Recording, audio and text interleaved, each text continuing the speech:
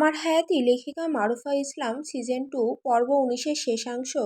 হায়াত অবাক হয়ে কয়েক সেকেন্ড তাকিয়ে থেকে হেসে ফেলল। এত রহস্য করে শেষ পর্যন্ত গুঁড়া দুধ, তা এগুলো দিয়ে এখন কি করবেন? আদিব কাঁধ ঝাঁকিয়ে বলল, তোমার মুখে হাসি দেখার জন্য একটু নাটক করতেই পারি। বৃষ্টির ফোঁটা তখনও টুপটাপ ঝরছে। চারিদিকে নীরবতা, শুধু দুজনের হাসির শব্দ যেন রাতটাকে অন্যরকম করে তুলল। দূরে হঠাৎ বজ্রপাতের আলোয় ব্রিজের ওপরে একটি কালো ছায়ামূর্তি দাঁড়িয়ে থাকতে দেখা গেল। হায়াত ভয়ে আদিবের উন্মুক্ত বুকে আরো নিবিড়ভাবে ঢুকে গেল।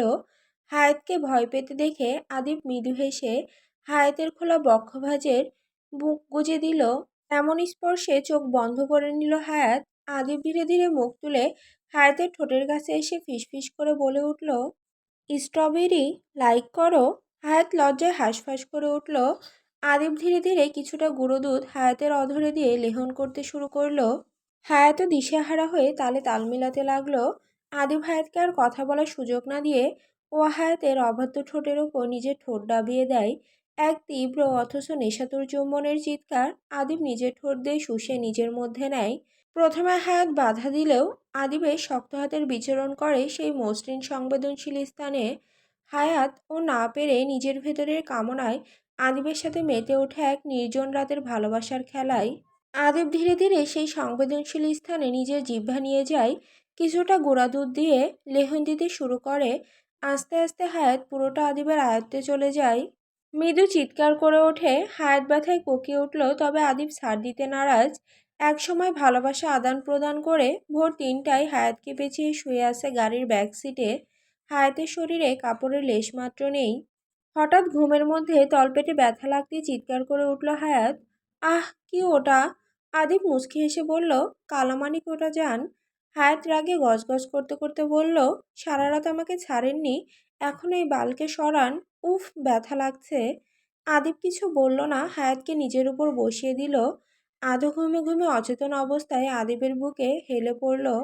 হায়াতের মনে তখন একটাই গান চলছে, কচু বনে মুতে গেলে আদিবের কালামানিকে। সকাল ঠিক 7টা। পূর্ব আকাশে সূর্যের সোনালি আলো ধীরে ধীরে ছড়িয়ে পড়েছে।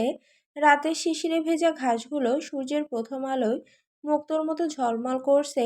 গাছের পাতায় জমে থাকা ছোট ছোট পানির ফোঁটা টুপটুপ করে নিচে পড়ছে। শীতল সকালের বাতাস মুখে এসে আলতো করে ছুঁয়ে যাচ্ছে, যেন প্রকৃতি নতুন দিনের শুভেচ্ছা জানাচ্ছে। দূরে পাখিদের কিচিরমিচিরে চারপাশ মুখরিত। গ্রামের সরু রাস্তা ধরে মানুষ দিনের কাজ শুরু করতে বেরিয়ে পড়েছে। আর শহরের রাস্তায় ধীরে ধীরে বাড়ছে যানবাহনের চলাচল। কোথাও ভেসে আসছে আজানের শেষ ধ্বনি, কোথাও আবার গরম চায়ের ধোঁয়া আর সদ্য বানানো নাস্তার সুগন্ধ। চারিদিকে এক শান্ত নির্মল আর সতেজ পরিবেশ। মনে হচ্ছে প্রকৃতি যেন নতুন করে প্রাণ ফিরে পেয়েছে। নতুন দিনের শুরুতে আকাশ বাতাস আর আলো মিলে এক অপূর্ব দৃশ্যের জন্ম দিয়েছে। আদিব হায়াতকে শাড়িটা কোনো মতে পরিয়ে নিজের বুকে নিয়েই ড্রাইভ করে চৌধুরী বাড়ির সামনে এসেছে। কি করছেন ছাড়ুন নির্লজ্জ পুরুষ। সব মেয়েরকেই একটি ডায়লগ। আরবে কি বলবে বুঝতে পারল না। আসিফের শক্ত বাঁধন থেকে নিজেকে মুক্ত করতে মরিয়া হয়ে উঠল। কিন্তু না, কিছুতেই আসিফ ওকে ছাড়ছে না। আসিফের রুমে এসেছিল কফি দিতে। এই কাজের মেয়েটা কফি নিয়ে আসতে আসতে বলেছিল, আফামনি একটু ধরেন। দিয়েই দৌড় দিল। মেজাজ এমনিতেই খারাপ আরবির, তার উপর আসিফের হঠাৎ এমন রূপে আরও খারাপ। আরবি বিরক্ত মুখে কোনো রকমে আসিফের হাত সরিয়ে দিল। চোখ রাঙিয়ে বলল, আপনার কফি টেবিলে রাখা আছে, ঠান্ডা হওয়ার আগে খেয়ে নিন। কথাটা বলে আর এক মুহূর্তও দাঁড়ালো না, দ্রুত পায়ে রুম থেকে বেরিয়ে গেল। আসিফ কিছুক্ষণ দরজার দিকে তাকিয়ে থেকে দীর্ঘশ্বাস ফেলল। তারপর কফির কাপটা হাতে নিয়ে চুপচাপ জানালার পাশে গিয়ে দাঁড়ালো। এদিকে নিচতলার বিশাল ড্রয়িং রুমে সকালটা অন্য দিনের মতোই ব্যস্ত।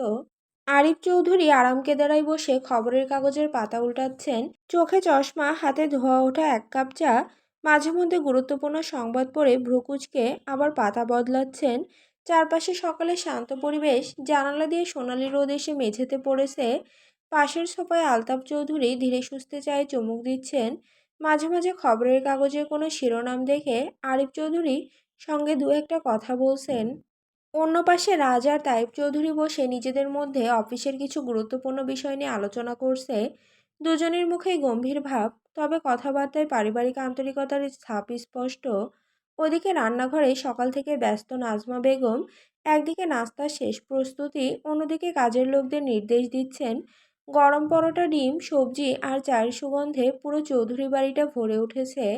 ঠিক তখনই বাড়ির গেট পেরিয়ে ঢুকলো হায়াতকে কোলে নিয়ে আদিব। যা দেখতেই সবাই দাঁড়িয়ে গেল। আরিফ চৌধুরী চিন্তিত গলায় বলল, হায়াতের কি হয়েছে মামুনি, ঠিক আছে তো? পরপর সবাই প্রশ্ন করলো। আদিব একটু বিরক্ত হলো। দেখতেই পাচ্ছে ভিজে একাকার অবস্থা, তার উপর এত প্রশ্ন। শরীরটাও কেমন লাগছে, গোসল না করলে শান্তি নেই। তার উপর রাতে এত কিছু গেল। আদিব আলতাফ চৌধুরীর দিকে তাকিয়ে বলল, প্রশ্ন না করে দেখতেই পাচ্ছ ভিজে একাকার অবস্থা, যাই বউ নিয়ে গোসল করে আসি। আলতাফ চৌধুরী হেসে বলল, নির্লজ্জ, যা যা গোসল করে আয়। কি অবস্থা, তারপর সব শুনবো।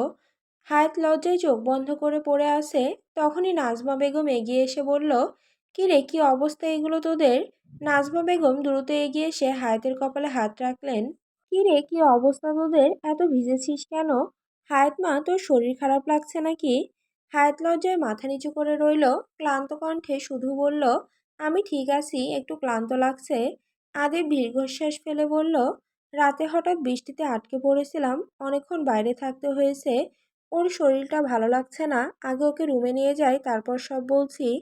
আরিফ চৌধুরী চিন্তিত চোখে হায়াতের দিকে তাকিয়ে বললেন, ঠিক আছে, আগে ওকে বিশ্রাম নিতে দাও, যদি প্রয়োজন হয় ডাক্তারকে খবর দিও। আলতাফ চৌধুরী মাথা নেড়ে বললেন, হ্যাঁ, শরীরের আগে আর কিছু না, বাকিটা পরে শোনা যাবে।